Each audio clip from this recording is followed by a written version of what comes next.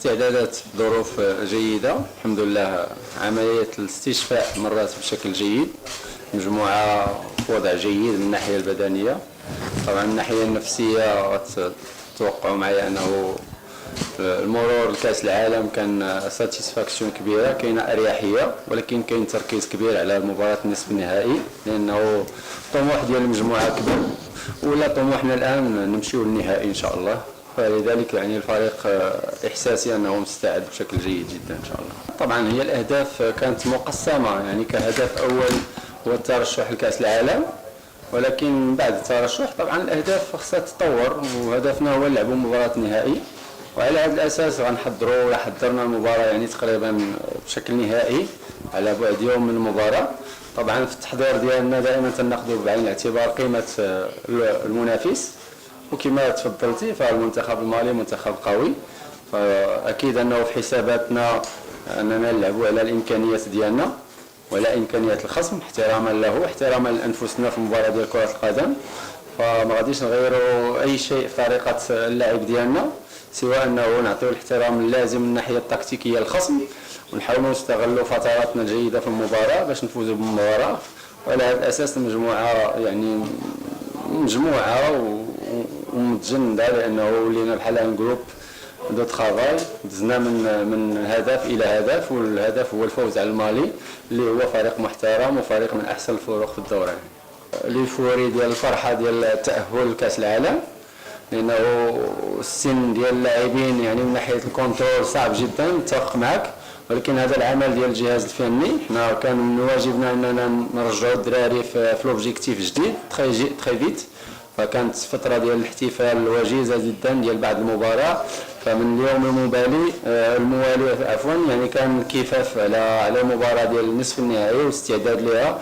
واللي تيعرف المجموعة ديالنا تيعرف بأنها مجموعة طموحة ما عندهاش حدود من ناحية الأهداف ديالها، فتحقيق الأهداف دائما تيكون مرحلة تديك لمرحلة أخرى، والمرحلة الجاية عندهم هو محاولة الوصول للمباراة النهائية إن شاء الله. فمن هذا الجانب ما عندناش تخوف كثير يعني. بالنسبة للرسائل ديال الدعم من الوطن، فالسؤال هو شكون ما بعثش رسالة، ماشي السؤال شكون يبعث رسالة.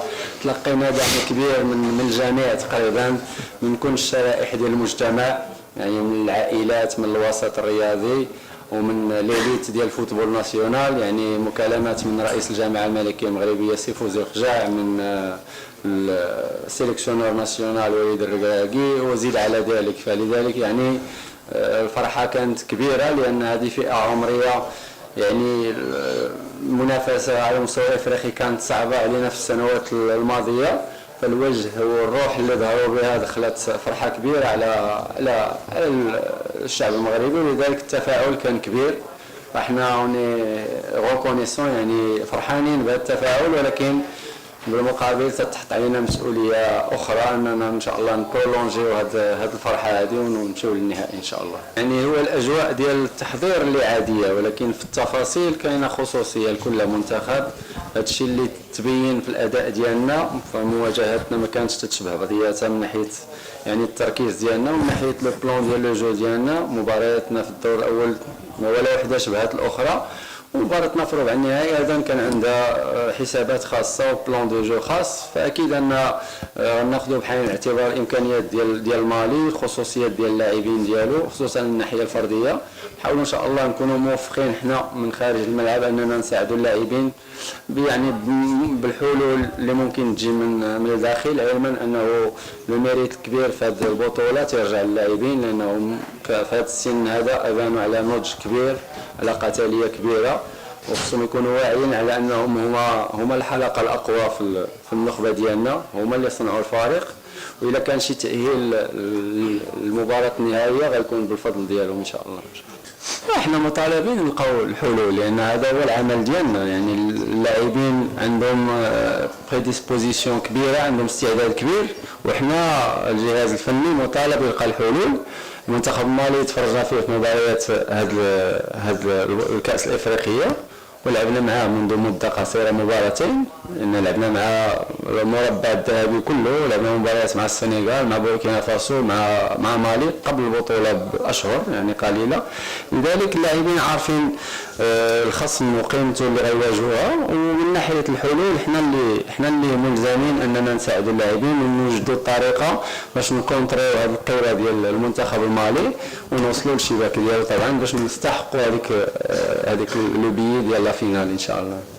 I'd say we're very enthusiastic to play the semi-final of the African Cup against a big national team like Mali. But we are very excited and we are concentrated to play it. And all of our players are very excited to play and to qualify for the final, inshallah. The chances are even, 50-50. Both teams have showed that they're strong and they're all candidates for the title.